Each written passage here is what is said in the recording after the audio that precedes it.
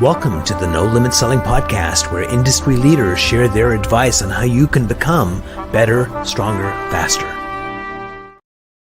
Hey everyone, welcome to another episode of the No Limit Selling Podcast. We are at episode 305, and a majority of the conversations have been with realtors because being a realtor, it's very much you're your own boss, which has pluses and minuses, and it's all about mindset and ensuring you're doing what you're doing. And if you want to add more complexity, you become a team leader. And Matthew, welcome to the program. And you don't have any gray hair yet, but I suspect they're coming your way. Welcome to the program. You're there. Trust me. Thank you for having me so much. Superb. So we were just chatting before we went on the air, and it turns out that we're a stone's throw away. So we're both in Toronto. And so when did you get into real estate? This is my 7th year. So 2016, end of 2016, November. Nice. So what were you doing before you became a realtor? Everything. I mean, I was on that journey, figuring everything out. I was 24, still not really knowing what I wanted to do. I went through phases. First, I wanted to be a police officer. Then as I was in school, I realized, okay, I don't want to be a police officer. Then I studied history in university, and I'm okay, I love history. I love to talk about it. Why not teach it to people? So let's become a teacher. And as I was in university, I started a barber business as a hobby. And the barber business went from just my local close friends, right, to everyone seeing their haircuts, saying, "Who cut your hair?" They're like, "Matt," and they're like, "How much do you charge?" And I was like, I guess $5. So people started to come to started cutting out of my garage, and then that just exploded. And I woke up the entrepreneurial spirit, because before then I didn't realize that I could work for myself, nor that I could even do something on my own at a high level. I didn't have that confidence. I always felt like I needed to work under someone or be an employer, be told what to do. So I started to go through all these mindset shifts. And when my mother bought her first property, because she was always renting with me growing up, as a single mom, I went to the showing and I saw the realtor pull up in his Mustang, do his showing. And I was like, okay, this is a job. This is a cool job. And at the time, I was trying to figure out how to leverage my entire barber network, because I had over 200 clients. Oh, wow. Nice. Yeah. So I knew I didn't want to sit there and cut hair all the time. So I figured, I'm like, you know what? I like this no ceiling job, which is real estate, where I can basically you wanted a job cut above the others. Is that what you wanted? Sorry? A job a cut above the others. Yeah. Never mind. Yeah, Yeah. I guess. So yeah, that was it. Just to sum it up, like I'm gonna try this real estate thing out. I don't have any business background, but let me just try it out. And here we are. It's actually kind of reminded me, a friend of mine, college student in California. He's got 2 roommates, and one day his roommate's getting ready to go in. Says, "Where are you going?" He says, "Going to go to the barber, get my hair cut." He says, "I cut hair." I says, "Really?" And he sits down and he cuts his hair. He'd never cut hair before, and beginner's luck, did a really good job. The second roommate goes, I'm next. And then, of course, he did a horrible job on him because he didn't know what he was doing. But that's kind of cool. Starting as a barber. So what lessons did you learn from customer service, cutting hair, that helped you in the real estate business? Everything. It's the best thing that ever happened to me by accident. I called myself a chameleon, because I was actually very introverted growing up. I was really shy. And this forced me out of my bubble. I started to gain a high level of confidence while being a barber. I had to adapt to all different age groups, ethnicities, interest levels, lingo, and hold the conversation down for half an hour every single time. So the old me wouldn't know what to say. I would just prefer not to engage in conversation. This new me, I had no choice but to engage in conversation and figure out interests and become super personable. So going into real estate, I could just walk into any room and adapt. That doesn't matter who the client is, older, younger, parents, new first-time home buyers. I just know how to adapt and mirror them in order for them to be given a good service. Nice. So what's interesting is my wife used to be a hairdresser as well. Yep. And oftentimes, this is more women than men, I suspect, would bring in a picture of a haircut that they wanted, but they Yep. actually want to look like the person in the picture is probably, like a Julia Roberts. And she's like, I can cut the hair like that, but you're not going to look like that. And Yeah. the reason I share that with you is people have an internal idea of what they want. And it's your job as the hairdresser to divine what they want and also do something that's realistic and sell it to them as well, because sometimes they can't meet their expectations. So talk to me about how you accomplish that as a barber, and then we'll talk about how you take that skill, which is like a critical skill for successful realtors, is to really divine what people truly want as opposed to what they say they want. So talk about hairdressing first, then we'll come back to real estate. It's a good question. I've never looked at it this way, but what's coming to me is when someone brought a picture, I had to be a really good listener. I had to be really attentive to detail. Yeah. Like really like put my creative mind on and create exactly what they wanted. Not just let's go to real estate now. Not like, hey, I'm looking for a house like this and just send a bunch of listings and whatever. Just like that haircut, I have to really listen to their wants and needs, pay attention to what I'm sending them. And, when I walk into a house now, I could just tell them, this is not it. Let's get out of here. Right. So I think it's that same parallel when it came to cutting hair, because I had to be super meticulous on everything. And I'm an overachiever. So I would be really upset if I could not match that photo. Like I would go incredibly hard until that came to life. I would not half-ass it. What's kind of interesting is I meet a lot of people, especially women that are CEOs of companies that used to be elementary school teachers, and that skill set from elementary school in guiding their employees and, more importantly, the management team is invaluable, because it's something you can apply immediately and get the best out of people.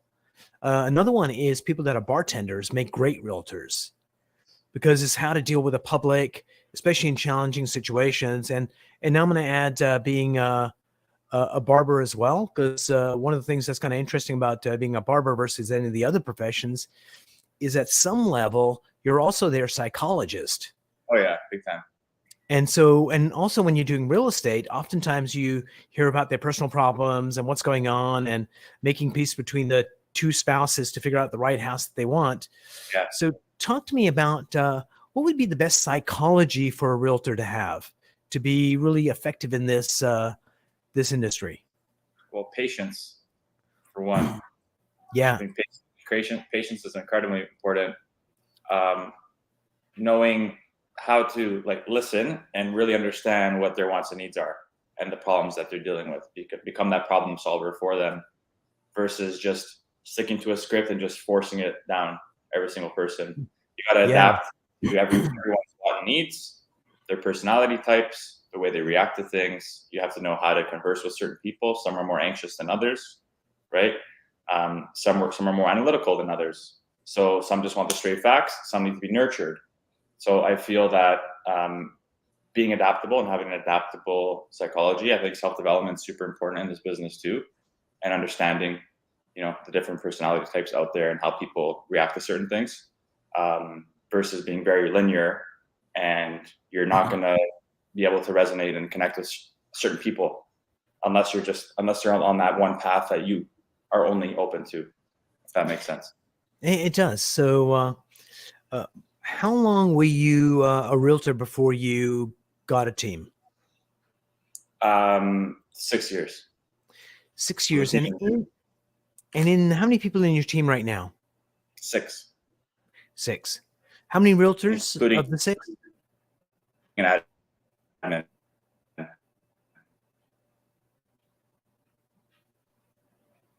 Okay. So about 6 people, and how many realtors? Okay, it went quiet for a minute. It kind of 5. Okay, excellent. So that's good. It's so anxiety is inherent in all industries, in real estate as well. When our markets go up and down, and you think you're going to get a deal. So tell me about one of the early days, how you handled anxiety as a realtor, and how you overcame it to kind of stay in the zone and get stuff done. I mean, real estate's very fight or flight. Every day you wake up unemployed, I like to say, because unless you get that deal or something's on the go, you're not making any money, right? So it's defeating. It's very defeating when you first get in and you have no leads coming in. You don't know even where to start. So I feel like I've been on a self-development journey, especially with my mindset from the age of 19. And just having a very big belief system, I think, is very important. Knowing that you're going to be able to achieve it, just trust the process. Being able to, sit with yourself, calm yourself down, know that everything will be okay. Put yourself around the right people who are doing it well and just mirror them. I think, it's very important to just be able to take a step back, analyze what's going on, know that this will pass and everything will be good as long as you keep this working. This too shall pass. Yeah. All right. Yeah. Brilliant. So, who was your first hire? Like, was it an admin person or did you go for an agent? Admin first. It's been just actually 1 year in May. And before I started the team, him and I started to really develop our systems, iron out, our whole back end and build out that foundation. And now with the team, it's a little bit easier because he understands how I operate, I understand how he operates, and we can manage everything together versus trying it all at once. I feel like that would just be a disaster. Oh, absolutely. Hold on for a second. We're going to go to a sponsor and we'll be right back. If you're ready to let go of anxiety, let go of uncertainty, let go of doubt, Mindset Boosters gives you the ability to decide how you act and feel in any situation. Ready to take charge of your mindset? Go to mindsetboosters.com. So thanks to Mindset Boosters, the QR code is right over there in the corner. It's an app that allows you to decide how you act or feel in any situation. And mindset is such a critical component of how well we do in life, whether it's at work, in real estate, or in love.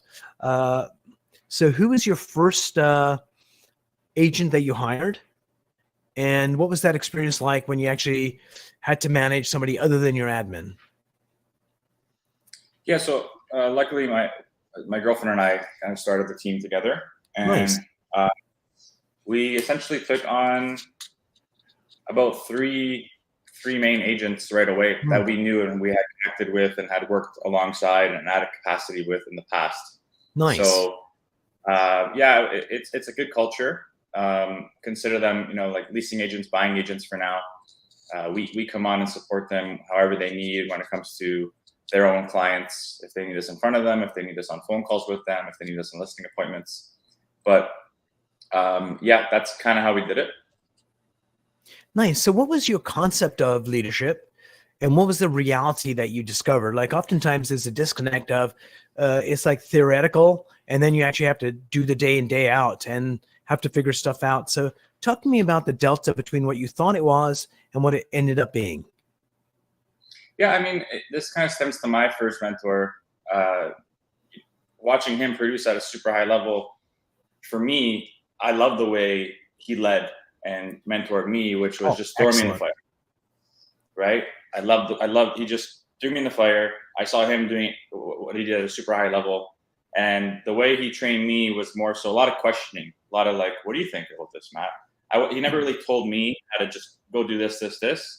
It's more, I was always getting tested and tricked. And I felt like I had to consistently just, okay, I wonder what he thinks about this. I wonder what he thinks about this. So I kept me on my toes. And I feel like, not being at that brokerage anymore, looking back, I love the way he did that. So I'm kind of like that with my team now. I want to lead by example, operate at a super high level, share everything and be as supportive as possible, but also not hand everything out on a silver platter. I want there to be a level of difficulty where they do feel tested and challenged, and I will pick them apart on certain things. I'm not going to be a passive leader, right? Right, so makes sense. I feel like, there's a good level of learning that comes out of that versus just being, handing things out on a silver platter, always giving a pat on the back, and Yeah, brilliant. Sounds like your first leader was Yoda, which is really, really helpful. And note to Matthew, after this podcast, write him a thank you note because oftentimes, those people that we meet along the journey allow us to become the people that we were meant to become. Exactly. I'm very grateful for him, for sure. So, Matthew, you've probably done your share of screwing up as a realtor, as a leader. So tell me about one of the areas where now when you look back at it, it's like, I wonder why I did that. And what was the lesson you learned? Because one of the things great leaders do is when we make mistakes, we have the ability to learn from those mistakes and go, okay, got it.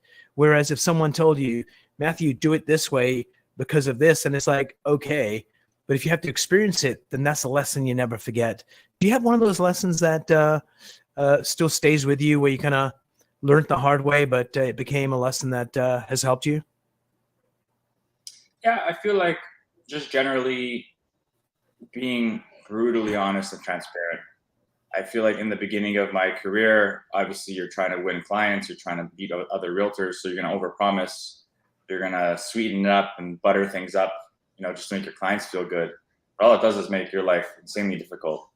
Right. So now I am like the most transparent guy. I'm brutally honest, even if that means I don't win the listing or I win the client. I'd rather be at peace of mind with myself.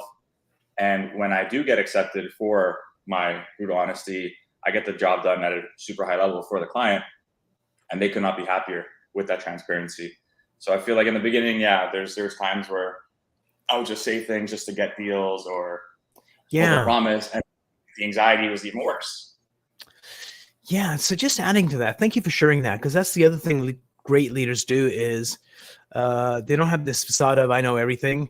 It's like, hey, this is what I learned, how I got here. And a couple of things adding to what you said.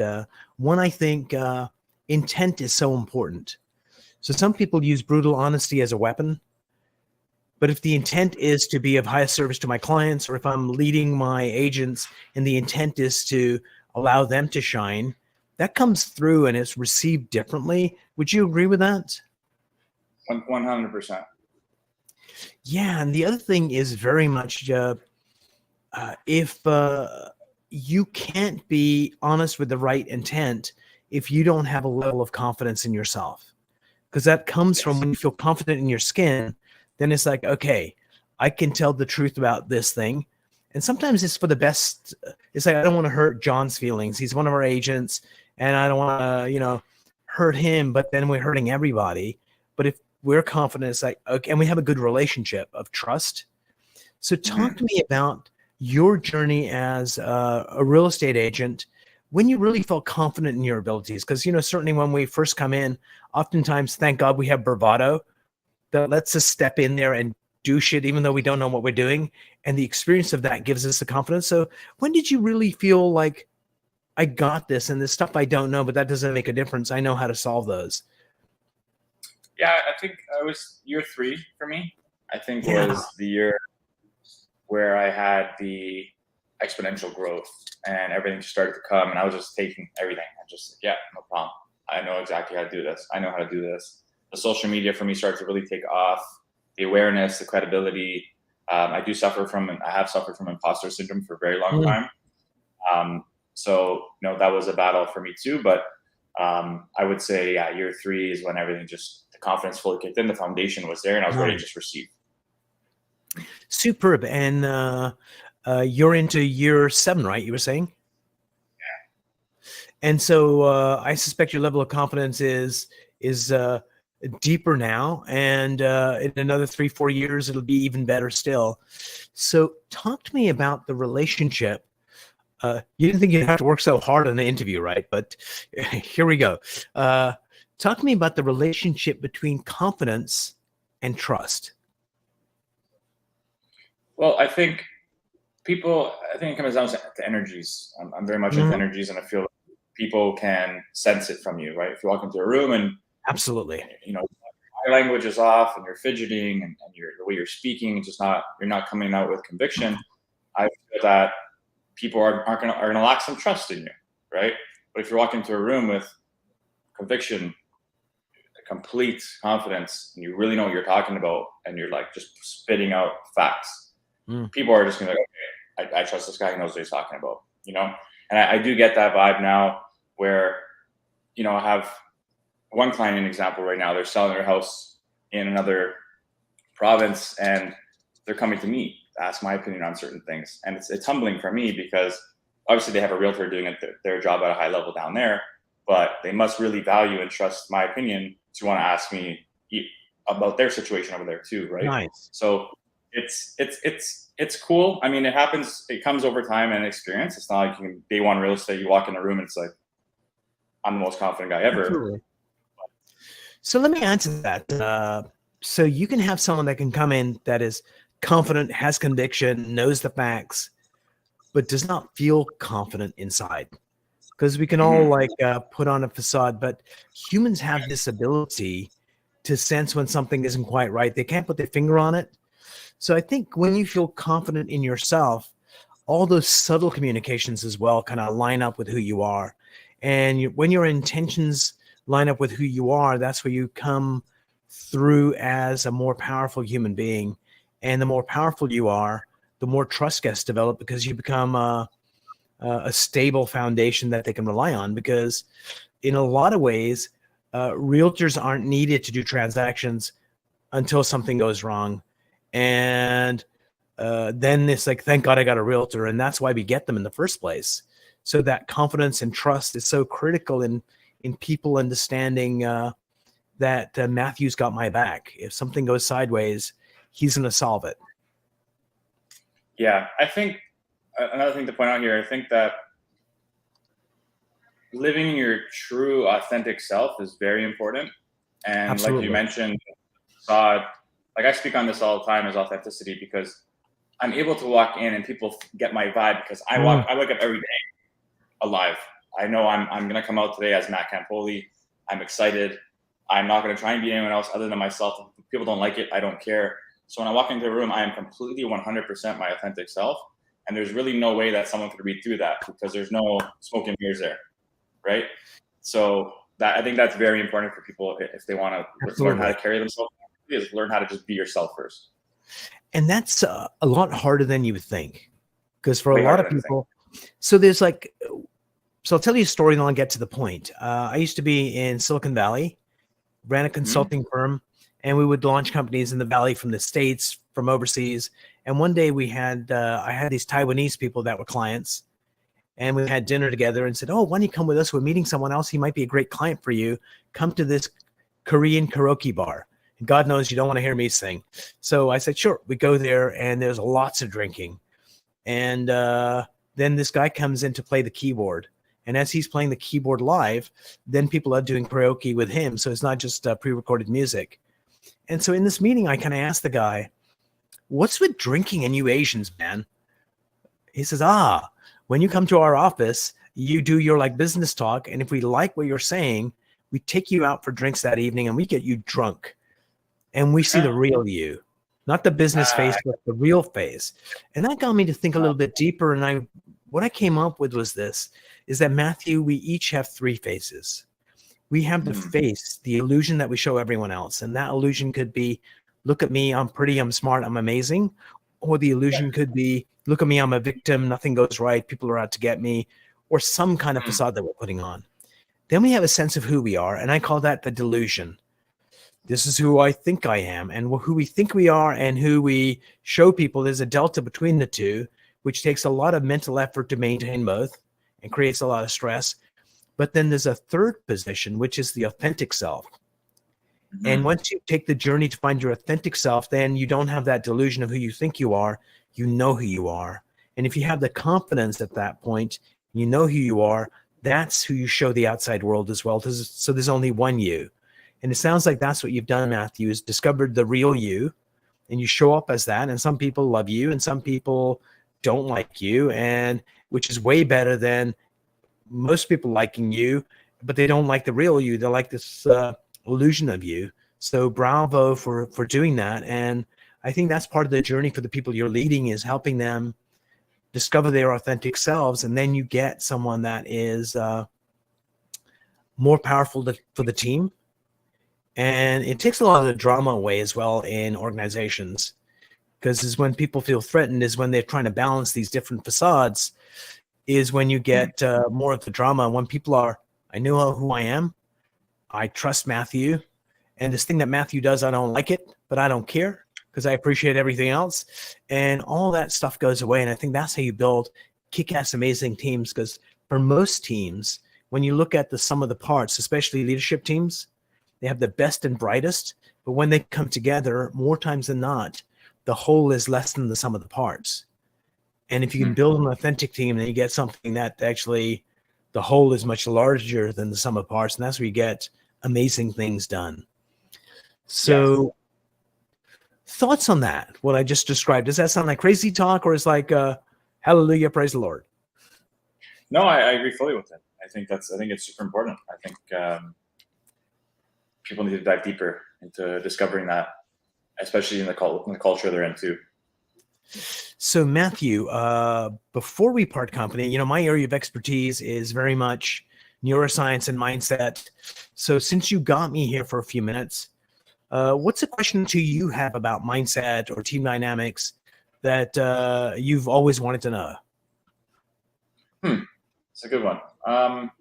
Any advice for me leading a team, maybe to keep the culture super strong, keep everyone engaged, and making it feel like it's their baby as much as it is mine. So one of the things you said about you as a human being is, when you discovered your authentic self, that it allowed you to kind of show up more powerfully. And I think what you need to do is really this weekend, maybe if you get some time, think about, because emotions are more powerful than thoughts. So I want you to think about, what are the emotions I want a client to feel when they come work with anybody in my team? Like, what's that feeling that I want? Because we've got the words around it. I want satisfied customers, and I want them to be happy. And they're all very kind of it's an artifice that we've got. But if you go down to, this is the emotion that I want them to really value what we did, that when they're going to sleep in their house for the first time, exhausted from moving in, that they're thinking, man, I'm so glad we had whichever agent works for you, or it could be you, that really get what emotions you want your clients to have. And then from that, you can figure out what behaviors you guys need to do. And then think about, what are the feelings I want my agents to have about the team? What are the emotions I want them to have about me? What are the emotions I want them to have in an ideal world about themselves? And when you get that emotional map kind of laid out, then it'll give you a better sense of, this is the culture that I want. And it just looks at the culture that you've got from a different lens. And sometimes it gives you deep insights that you would have figured out 6 years from now. And some of the hires you'll make will be mistakes. But if you can define it in this way, you'll be able to articulate it better. And when you articulate it better, it gives you a filter that you can use to find new agents that would actually fit in well. They don't have to be people that agree with you, but they'd be ones that would value that kind of emotional space. And emotions define culture better than anything else. Mm-hmm. Yeah, I wrote all that down. That's awesome. I like that a lot. Matthew, before we're going to put all the information in the show notes about how people can find you in 30 seconds, in case someone's running on a treadmill listening to this, how can people find you? Yeah, so for those on the treadmill, good job, keep going. You can find me on Instagram at Matt Campoli, MATTCAM, like Mary, POLI. I also host a real estate podcast. It's called the Price to Sell Podcast. And you can look up our team. We are called the Residency Group, or SDNCY Group. And but all my links are in my main Matt Campoli page. So it might be easiest for you to just navigate through there. Superb. Matt, thanks so much for being on the program. Sit tight. We're going to do the end credits and we'll chat for a few minutes. Sounds great. Thank you. Thank you.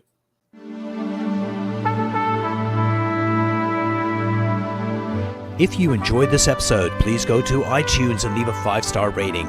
And if you're looking for more tools, go to my website at nolimitselling.com. I've got a free mind training course there that's going to teach you some insights from the world of neuro-linguistic programming, and that is the fastest way to get better results.